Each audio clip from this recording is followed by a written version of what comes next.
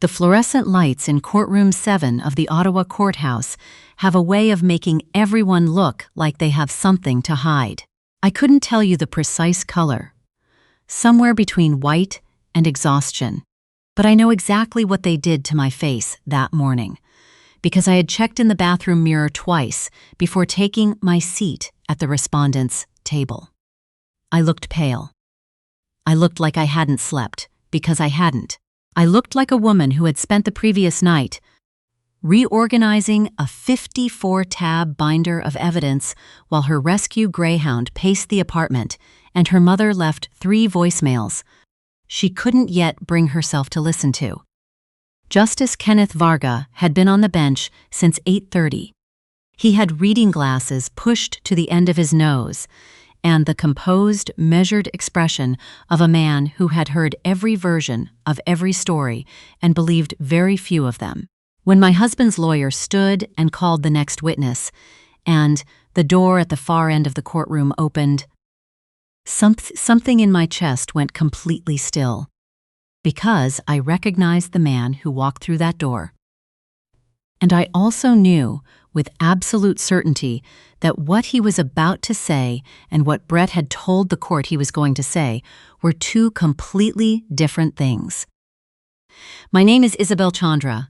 I was 32 years old when my husband filed for divorce, and 33 by the time we sat across from each other in the Superior Court of Justice, Family Division in Ottawa, Ontario. We had been married for 6 years. For the first 4 of those years, I had believed, genuinely and without significant doubt, that we had built something worth keeping. Brett Kellerman and I met at a dinner party in the Glebe in the autumn of 2018. A mutual friend had invited us both, and we ended up standing near the same bookshelf for most of the evening, arguing pleasantly about transit infrastructure and urban density. He was funny. He was interested in what I said. He remembered, the following week when we met for coffee on Elgin Street, exactly what I had told him about my work, and he asked follow-up questions that showed he had actually been listening. For a woman in her late 20s who had grown accustomed to explaining her job twice, before most people stopped glancing at their phones, that felt remarkable. I had started Riverstone Design 4 years earlier, in my final year of landscape architecture school, with the kind of confident naivety that is only available to people who have not yet learned how many things can go wrong. My first commission was a rooftop garden for a restaurant on Preston Street that paid me $3,400 and took 6 weeks. By the time Brett and I married in the summer of 2019, I had 6 ongoing clients, 1 part-time employee, and a small but growing reputation for work that was both technically rigorous and visually unexpected. By the time he filed for divorce, Riverstone had revenues of just over $340,000 a year, 3 full-time staff, an office in a converted Century building near Hintonburg, and 2 municipal contracts I had spent the better part of a year pursuing. Brett worked in commercial property management for a mid-size firm on Elgin. He was steady, competent in the reliable way of someone who does not particularly love what they do but is organized enough that it doesn't show. He made $88,000 a year, which he occasionally called decent, in a tone that suggested he found it slightly less than decent. I never made a deliberate issue of the gap. I had been raised in a household where my parents ran a small alterations shop in Canada for 30 years, and the unspoken rule was that whoever earned more in a given month put more toward the groceries. Simple arithmetic. Not a statement about anything. I was wrong to assume Brett interpreted it the same way. I didn't understand that until much later. We bought a semi-detached in Westboro in the spring of 2020, in that strange, brief window between lockdowns when the market held its breath before going completely vertical. The mortgage was $2,760 a month. We had a rescue greyhound named Birch, who was afraid of staircases and profoundly devoted to whoever happened to be sitting down. We had neighbors who grew dahlias and occasionally left bundles of them on our porch without explanation, which is very much a Westboro thing. We had the kind of routine that on most days felt like the comfortable weight of a life being lived correctly. The temperature in that life had been dropping by degrees for about 2 years before either of us said anything out loud. The person who matters most to this story is a man named Tariq Osei. Tariq was 35, a freelance urban planner with a background in environmental impact assessment and a professional reputation for being thorough to the point where some clients found him exhausting. He came to me through a referral from a contact at the city who described him simply as, "He's annoying and he's always right." I hired him on a project basis at $700 a day, which I did not attempt to negotiate because I had read his previous work and felt that would have been an embarrassing thing to do. Over the following 18 months, we collaborated on 3 major projects: a stormwater management proposal for a municipal client in the East End, a park redesign in Centertown, and a mixed-use feasibility study that required more weekend emails than I care to count. We had approximately 60 meetings, most of them in Riverstone's boardroom or at a cafe near his home office in Old Ottawa South. We texted about deliverables, zoning amendments, Heritage Ottawa requirements, and whether a particular section of a planning report was going to create problems on the review timeline. He once sent me a 900-word analysis of a single subsection of an environmental assessment at 11 o'clock on a Sunday night, and I responded with 3 sentences and a thumbs up, and that was the nature of our working relationship. We were colleagues. That is the complete and entire truth of what Tariq Osei was to me. But Brett had decided something different, and Brett had spent, as I would learn, the better part of 7 months building a case around that decision. The first time I noticed something was off, I dismissed it in about a minute. It was a Friday evening in late November, and I had come home from a long week. We were finalizing the Centertown Park proposal, and I had been in back-to-back client calls since 8 that morning. I walked in through the side door, dropped my bag on the counter, and found Brett standing at the kitchen island with his phone screen down on the granite, and a look on his face I can only describe as carefully assembled. As if he had decided what expression to wear before I came through the door. "Hey," I said, "long day. Is there anything left from dinner?" "Pasta in the fridge," he said. I opened the fridge. I found the pasta. I put it in the microwave. I turned around and he was still standing there with that same arranged look, and I said, "Are you all right?" "Fine," he said. "You sure? You seem like you're thinking hard about something." I said, "I'm fine, Isabel." He picked up his phone and left the kitchen. I ate standing at the counter and thought he was stressed about a deal that had been dragging on at work. I thought about the revision notes I still needed to send to Tariq by Monday. I did not think, "He is watching you." I did not think, "He has already started building something." 3 weeks later, Birch was outside alone at 9:45 at night in -14-degree weather, which Brett knew I would never allow. When I brought him in and asked what had happened, Brett said he had lost track of time. I stood there in the hallway with Birch pressed against my legs and looked at my husband's face, and something shifted in my chest. Not quite alarm. More like the first faint vibration of a string being plucked somewhere far away. I should have listened to that vibration. I found out how far things had gone 6 weeks before the court date. Greta Lindquist called me on a Thursday afternoon. Greta was my family law solicitor.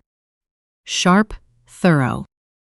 With a voice that was always slightly slower and steadier than the situation warranted, which I had initially found calming and had since learned was the voice she used when she was about to say something difficult.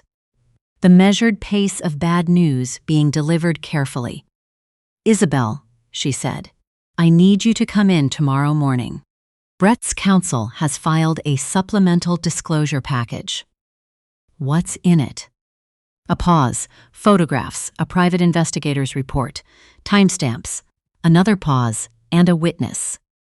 I sat down on the floor of my office. My chair was right there. I don't know why the floor. I sat with my back against my desk and my phone pressed to my ear, and I said, "A witness to what, Greta?" "To you and Tariq Osi entering and exiting the Andaz Hotel on Queen Street on the evening of September 9th. My brain went quiet for about 4 seconds, then it caught up. "We had a client presentation," I said. "The client's development team was staying at the hotel, and we used their conference room to run the final deck because my charger had died and Tariq had a compatible adapter. We were in that building for 51 minutes. I have the parking receipt. I have the Uber records for both of us leaving separately. I have the client's follow-up email the next morning that references the presentation specifically and names the project. Do you have documentation of the meeting itself?" "I have 3 emails, a calendar invite, a signed consulting agreement with that project listed explicitly, a presentation file with full version history, and a client feedback form referencing Tariq's contributions by name." I was already standing up and moving toward my computer. "Greta, I have all of it." "Good. Bring everything. Tomorrow, 9 o'clock. I spent that night making a binder. 2 pots of coffee and every receipt, invoice, email thread, calendar entry, text record, meeting note, and piece of client correspondence that touched Tariq's name in any professional context. 54 documents in the end, tabbed and indexed. I did not sleep. Birch came and lay across my feet under the desk at some point after 2 in the morning, which is his way of registering concern, and I was more grateful for it than I expected to be. At some point before dawn, as the sky outside the Hintonburg office windows went from black to that particular cold gray of an Ottawa February morning, I let myself think clearly about what Brett had miscalculated. He had spent months building a story. But I had spent years building a business. And the thing that running your own business teaches you, not in the abstract, but in the visceral, consequential way you learn things when money and reputation are genuinely on the line, is that documentation is everything. You keep records not because you are paranoid, but because you understand that competing versions of reality exist, and that the only thing that cuts cleanly through them is a paper trail. You do it for contracts, you do it for client decisions. You do it because the world is full of people who remember things the way they need them to have happened, rather than the way they did. I had the paper trail. Brett just didn't know it yet. Greta met me outside the courthouse at 20 to 9. She took the binder, flipped through the tabs methodically, and said, "You're prepared." She paused. "Let him go first. Don't look at Brett, and don't look at the witness. Look at me or look at the judge. When it's our turn, we walk Justice Varga through every exhibit." "I understand," I said. She put her hand briefly on my arm.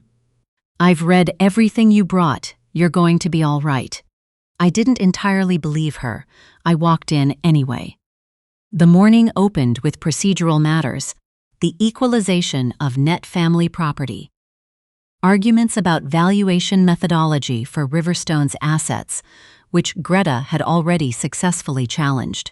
Brett's lawyer was a man named Douglas Fair, who had the polished, unhurried confidence of someone who believed the outcome was already written. He laid out the grounds for the infidelity claim with the smooth assurance of a man presenting slides at a conference, not a woman's actual life, just interesting material he happened to have in front of him. "Your Honor," Douglas said, "the applicant alleges that the respondent engaged in an extramarital relationship with Mr. Tariq Osei, a contractor retained by the respondent's firms, over a period of approximately 18 months. We have photographic evidence, a private investigator's report, and a witness prepared to testify as to the nature of this relationship. He called Tariq to the stand. The door at the back of the courtroom opened and Tariq Osei walked in. I watched him. I can tell you exactly what I noticed. He was wearing a dark suit I had never seen before, and his expression was calm. Not the controlled calm of a man hiding nerves, but the genuine, settled calm of someone who has decided precisely what they are going to do and has no remaining doubts about it. He walked to the witness box, sat down, and folded his hands in his lap. When the clerk asked him to state his name for the record, he said it clearly and without any hesitation at all. Douglas began with the photographs. He passed copies to Justice Varga and described them for the record. Tariq and me entering the Andaz on Queen Street. Tariq and me at the cafe in Old Ottawa South. Tariq and me in the parking lot of the Riverstone office on a Tuesday afternoon, standing close in what could be made. If you were looking for a specific interpretation to suggest something other than a discussion about setback requirements. Mr. Osei's, Douglas said, how would you characterize your relationship with Isabel Chandra? Tariq looked at him. Then he looked at me. Then he reached into the inside pocket of his jacket and produced his phone. Your Honor, he said, before I answer that question, I'd like to request permission to play a recording. The courtroom changed. There is no other way to describe it. Something shifted in the air, the way a room shifts when someone opens a window in the middle of winter. Douglas Fair's head turned toward Tariq with the precise sharpness of a man who has just heard something that was not in his notes. Justice Varga leaned forward. What kind of recording? A phone call, Your Honor, between myself and Brett Kellerman. Recorded on November 14th of last year. I am one of the parties to the conversation, and under the Criminal Code of Canada, one-party consent applies. The metadata will confirm the date and time. Greta was on her feet. Your Honor, the defense requests the opportunity to hear this recording and moves for its inclusion into evidence. Douglas stood. I object strenuously, Your Honor. The witness cannot simply produce material that was not disclosed in. It is a statement by the applicant, Greta said, her voice perfectly level. It is directly and materially relevant to the credibility of every exhibit the applicant has submitted. Justice Varga looked at Douglas, he looked at Greta, he looked at Tariq. I'll hear it, he said. Proceed.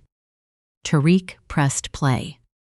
The recording was clear, cleaner than anything I could have hoped for, clean enough that Brett's voice filled the courtroom without ambiguity or static, and what Brett's voice said. In a conversation he had plainly not anticipated being heard by anyone other than the man on the other end of the line. Was this? Tariq, I need you to hear me out. I know your relationship with Isabel has been professional. I know that, okay? But I also know the two of you have been alone together more times than she's ever mentioned to me. I've had someone watching. I have photos. I have a PI report. I'm not asking you to lie. I'm asking you to be vague. If you're called to testify, just don't deny it. Let the judge draw his own conclusions. Isabel built Riverstone during our marriage. Under Ontario family law, that means I have a legitimate claim on equalization. My lawyer says if there's demonstrated infidelity on her part, that opens up stronger arguments on the asset side. I'll make this worth your time. $15,000, transferred within 48 hours of a favorable decision. You don't have to say anything that isn't technically true. Just don't contradict the pictures. The silence that followed was the kind that has physical weight. I felt it pressing against the room. And then Brett's voice again, the final line of the recording, unhurried and certain. Think about it. You've been in hotel conference rooms with her, coffee shops. her office late on Friday afternoons. Nobody needs to know what did or didn't happen. They just need to wonder. Tariq ended the playback and set his phone carefully on the railing of the witness box. I looked at Justice Varga. The expression he had worn looking at me that morning, measured, distant, the expression of a man who has formed a preliminary view, was still on his face, but it had rotated, the way a shadow moves when the light source moves. It was no longer pointed at me. Douglas Fair was very still at the applicant's table. Brett, beside him, had gone the particular shade of gray-white that belongs to a man who has just watched the floor disappear under his feet. Greta moved. She submitted Tariq's written account of the original conversation, the recording's metadata confirming date and timestamp, and 3 text messages Brett had sent Tariq over the following 2 weeks.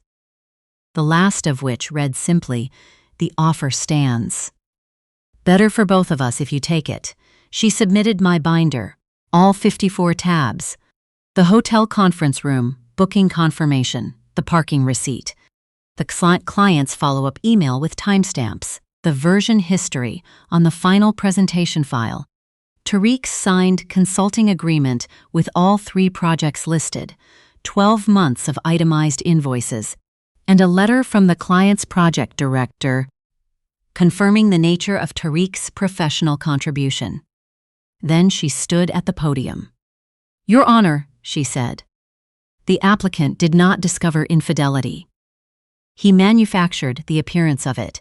He retained a private investigator to surveil his spouse's professional activities and generate photographs that, stripped of their context, could be made to imply something they do not represent.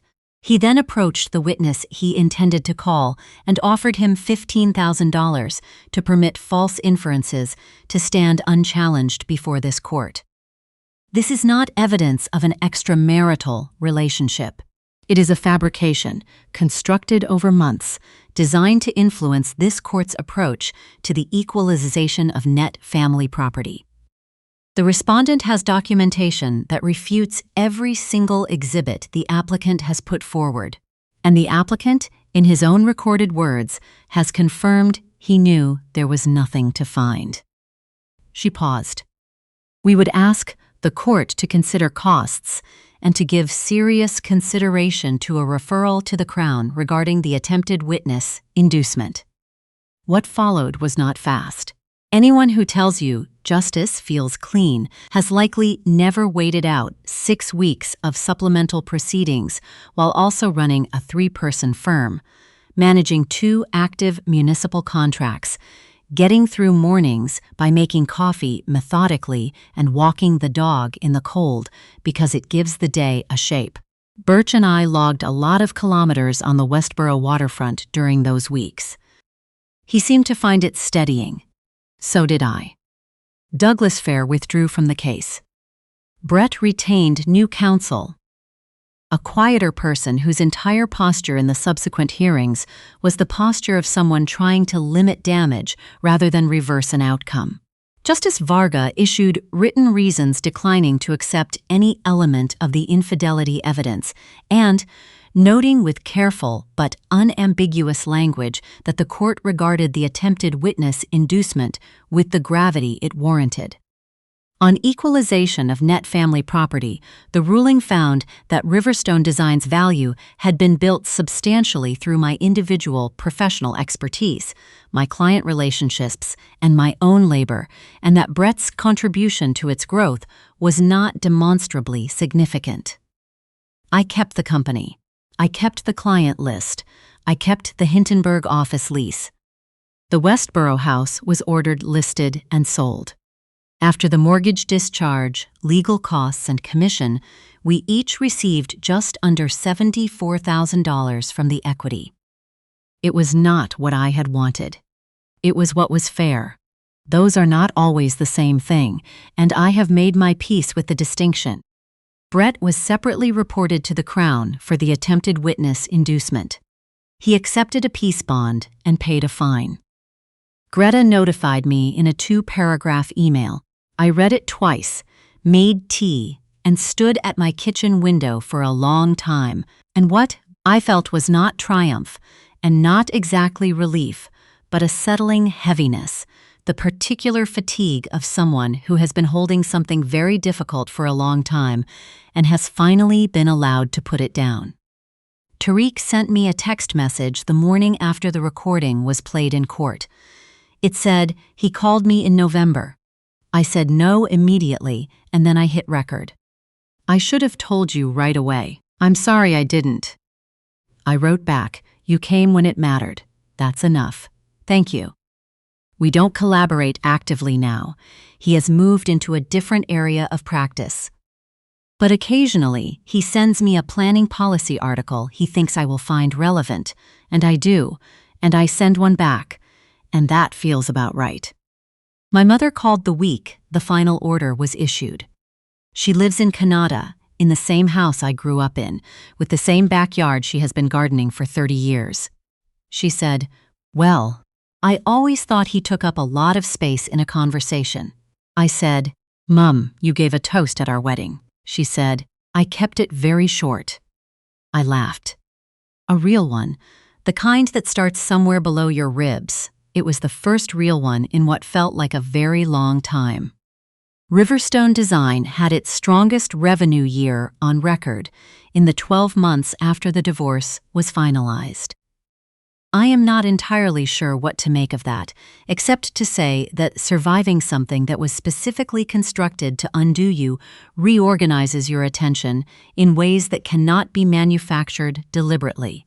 You come out knowing, with unusual clarity, what matters and what doesn't. The work sits differently in your hands. Birch is with me. That was never in question, and Brett didn't contest it, which is the one thing he got right in this entire process. We live in an apartment now, second floor, decent morning light, a small balcony. I have been slowly turning into what my downstairs neighbor has started calling the best container garden on this side of the building, which, from a woman who grows her own garlic from seed every year, is a meaningful thing to say. There are no condo board emails about the approved plant list. I am working on it at my own pace. Here is what I know now that I didn't know when I was standing outside that Westboro semi-detached in the spring of 2020, signing papers and believing I had figured out the shape of my life.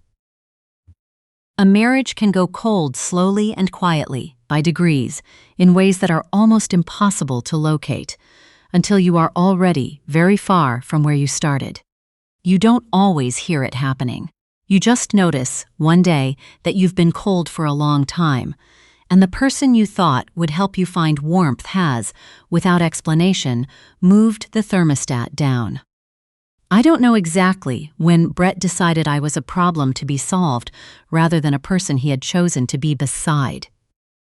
I'm not certain knowing would change anything now. What I know is that I documented everything.